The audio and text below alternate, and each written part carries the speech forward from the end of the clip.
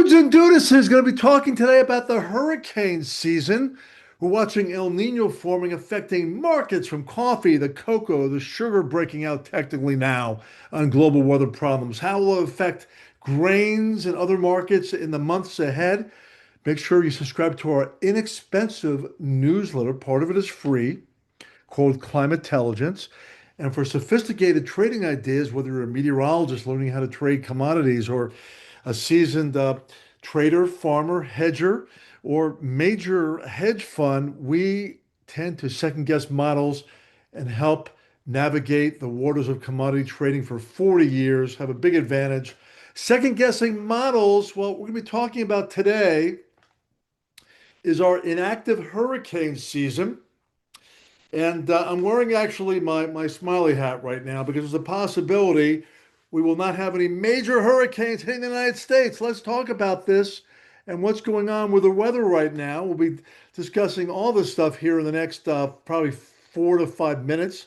So stay with me. Of course, El Nino tends to weaken the Atlantic and Gulf hurricane season by bringing warmer waters from Australia eastward across the Pacific.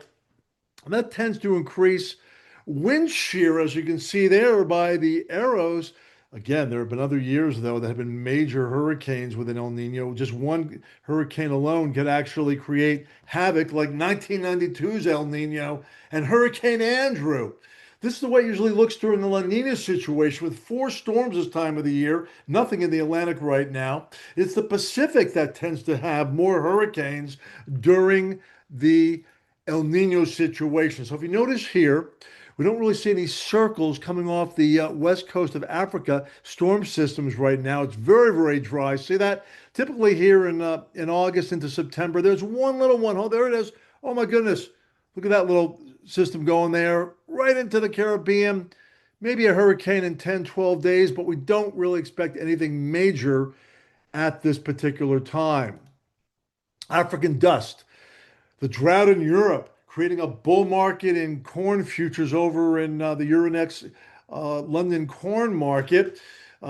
Dry air coming off the coast of Western Europe, forest fires in France and Germany, actually in Greece. That red area, one of the reasons we have an inactive hurricane season right now. You can see all the dry air off the coast of Africa there with tropical waves tend to form this time of the year, particularly during La Nina events. Notice it's dry, right? That continues, then most of the country, probably the entire United States, may be spared any significant storm this season. The most active hurricane seasons, low pressure there in the lower left in the Gulf and Atlantic, occurs during La Nina situations. And we see the correlation from my Climate Predict program used by farmers and commodity traders all around the world. A warm Atlantic, okay, and La Nina, a warm Atlantic is positively correlated there with an active hurricane season. You see that? And the AMO, the warm Atlantic, does exist, partly because of climate change.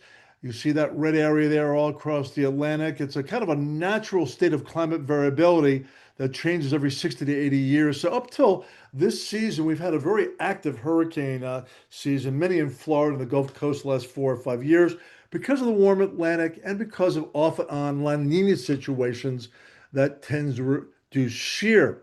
This season, though, we have an El Nino forming. Notice the difference. A negative correlation there, right? Less hurricanes, negatively correlated when it's really warm off the coast of Peru and El Nino is actually strengthening. That reduces the amount of hurricanes. In addition, we have something called positive global angular momentum. And when that actually happens, it changes the torque situation along the equator. And as a result, just like a skater with her arms actually further apart, it kind of lowers the angular momentum of the Earth's surface, tends to create shear, and that often happens during El Nino situations. So even though we have a warm Atlantic, which tends to increase hurricane activity and has over the last number of years, the positive global angular momentum, skater with their arms further apart, not spinning as quickly, and El Nino is reducing the hurricane season. So you tend to see with El Nino higher pressures in the Gulf and off into the Atlantic, right? Higher pressures tends to cause subsidence. Downward motion reduces the number of hurricanes.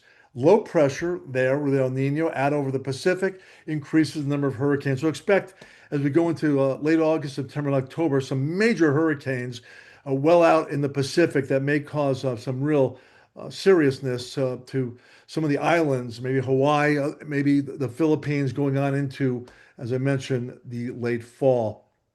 So we don't like to look at one analog year per se, but 2006 that had weather problems with sugar crops was bearish soybeans in August.